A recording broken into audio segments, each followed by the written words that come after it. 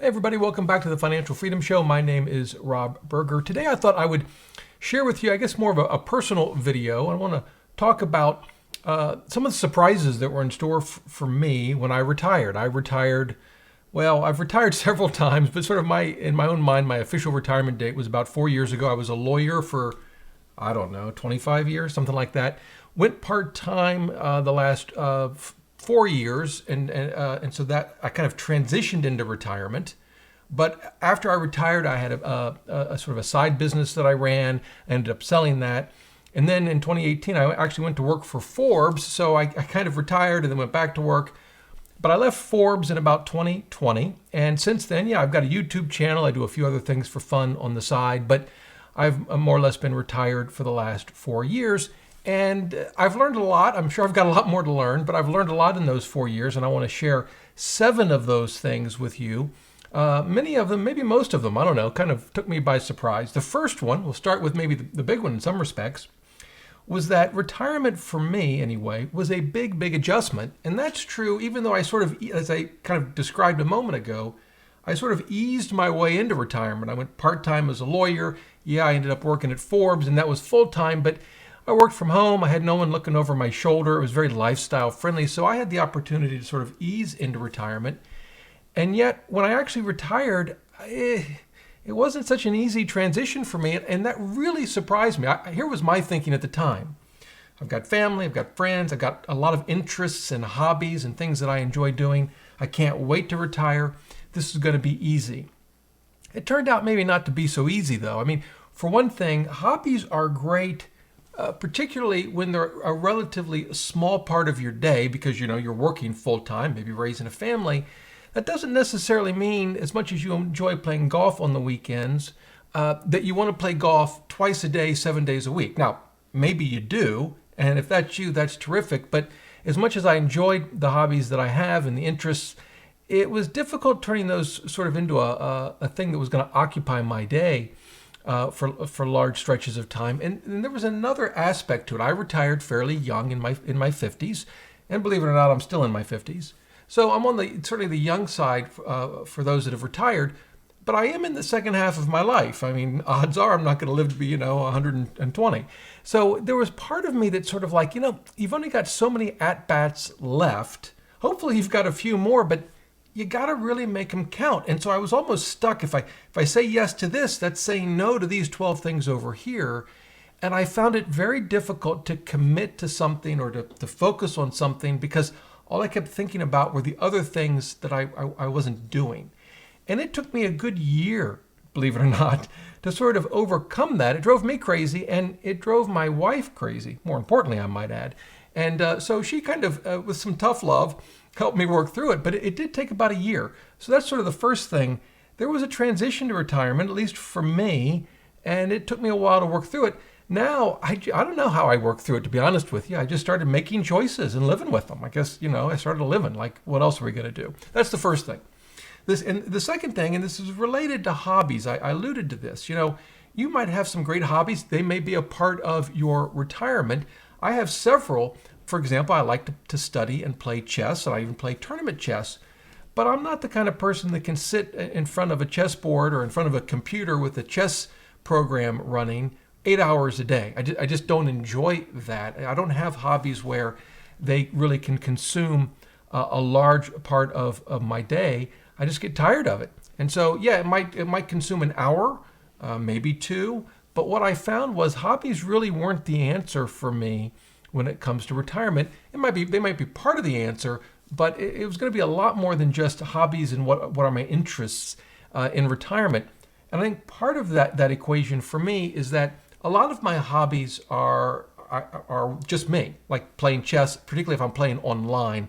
I'm not around other people. Now, you can go to a chess tournament, for example, and yes, you're around a lot of people, most of whom you don't know, but you are around a lot of people. But there are other hobbies that you might have where they're very much social. Maybe you love to play bridge, and you've got a bridge partner, and you, of course, play other teams in bridge, and it's a very social kind of hobby. I think those can be absolutely wonderful in retirement. But I think if your hobbies are you're solo in your hobbies, think long and hard about that. Again, that may work for you, but I think hobbies that have a social component to them, and or hobbies that you can introduce a social component into can help a lot. And that's certainly been the case for me when it comes to other hobbies that I have, like fitness, for example.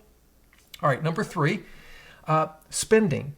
We talk, of course, about retirement from a planning and money perspective on this channel, and part of that is spending all of the money or some of the money that you've spent decades saving and investing. It turns out that's really hard to do too. I didn't want to spend that money. I didn't like the idea of tapping into our investment accounts, even though that's exactly what they're there for, and it's why I've been saving for the last few decades, was to spend them in retirement. But it was really, really hard to do psychologically. Now, I will tell you, for better or worse, it gets easier. Once you've lived through retirement for a number of months, maybe a year, maybe two, it just becomes normal. You just expect that, depending on your circumstances and other sources of income, you're going to have to take some amount of your spending money from your investments, and you just do it. But I will tell you, for me anyway, that was a bit of a hurdle to clear. All right, that was number three. Number four also relates to money. I spent a lot of time studying things like the 4% rule and other withdrawal strategies before retirement. And in my mind, here's how I saw it playing out. I would pick some withdrawal strategy, maybe the 4% rule, and that would then dictate how much I can spend. So I'll follow that rule, pull the money out, and then I'll spend it. I might not spend every dollar of it. I might have some left over that I roll over to the next year. But basically, it's pick a spending strategy and then use it to drive how you pull money out of your accounts and how you spend. And I found that that's actually, not what we do at all. What we do is we spend our money. Now, we don't have total disregard for how much we have and general spending rules, but we're basically, here's our expenses, here's our fixed expenses, here are some of the things we'd like to do each year, and we spend that money. And it's only after that I think about the withdrawal strategy. So it's not withdrawal strategies dictate spending, it's spending first, and then I use the withdrawal strategies for sort of as a sanity check. Am I going off a cliff here? Is my spending in check? Am I headed for trouble? So I'll use different withdrawal strategies just to make sure I'm staying in the lane, right? But beyond that, I'm not actually dictating our spending based on some either simple or complex withdrawal strategy. Just using them to make sure we're staying in between the ditches financially. That's just been our experience so far. So that's number four. Number five, this one came as a surprise to me, but both my wife and I have found retirement to be busy, busy, busy. We sit and, we have coffee every morning. I make coffee, take it up to her in bed, and we're sit there and talk. We're like, I don't know how people do it that have to go to work every day. Where do they find the time? That was a big surprise to me. I just figured with retirement, you have all this free time, and we don't. Now, maybe partly it's our lives. Of course, our children live close by. We have a granddaughter that lives close by. My wife, has her interests and her friends. I have mine. We try to stay in shape. So there's time spent going to the gym or other sort of fitness activities. As you're getting older, you have health issues, whatever they are. You got to go to doctors. You got to go to the physical therapist, to work on that bad back of mine. And these things just fill up your day. And, we come home, we're exhausted, and we don't have a 9-to-5 job. Retirement can be just as busy. It can be just as stressful, believe it or not, as when you were, working the 9-to-5. At least that's what I found. And my ultimate thinking on that is, you don't become a different person just because you retire. You take whatever baggage you have and whatever, personalities and character traits that inform who you are and informed your working years, and they bring all that with you into retirement. And so it's, for us, that just has sort of translated into a very, very busy retirement. And we have to work on slowing things down, looking at the calendar. We're saying no to things. They might be good things, time with family or whatever. But we sometimes have to say, okay, we can't do all of that this week, and we have to allot time for ourselves. So that was a big surprise to me. Retirement can be really, really busy. All right, that's number 5. Number 6, friendships. A lot of studies, and you'll read a lot of articles about this, that the social aspect of retirement is critically important. And I found that to be true as well. Now, for us, a lot of sort of the social interaction for us is with family. But in my case, I found that friendships are important too. And frankly, it doesn't come naturally to me. A lot of and the reason is a lot of the friends that I had were from work. And of course, when you're not going into the office every day, you tend to slowly lose those connections. And so I've worked hard. In fact, I'm having lunch with a former law partner, a good friend of mine, tomorrow. We get lunch about once every 3 or 4 months, but I have a number of other colleagues where we sort of do the same thing, and I have friends in the neighborhood where we'll get coffee, once a month or whatever, and you add that all up, and it adds a pretty important social element to retirement and keeping you connected with friends. And I think that's so important, and frankly, it's something that I think I need to do an even better job with in retirement, because if you just sort of let it go naturally and not put the effort in, I think you can find yourself really living almost in isolation, depending on your circumstances. And so having those connections, it takes effort. And that's the sixth thing that I have learned in retirement. Talking is apparently not something I have learned, but maybe that'll be next year. The seventh thing and final thing, I know you're grateful. And this is particularly useful, I think, to people who, and this describes me, who are sort of very goal-based in their thinking. Everything for me was a goal. You go to law school to become a lawyer. You become a lawyer. I worked at a big firm, become an associate. Why? Well, so I can become a partner. Why? Well, you can make some money.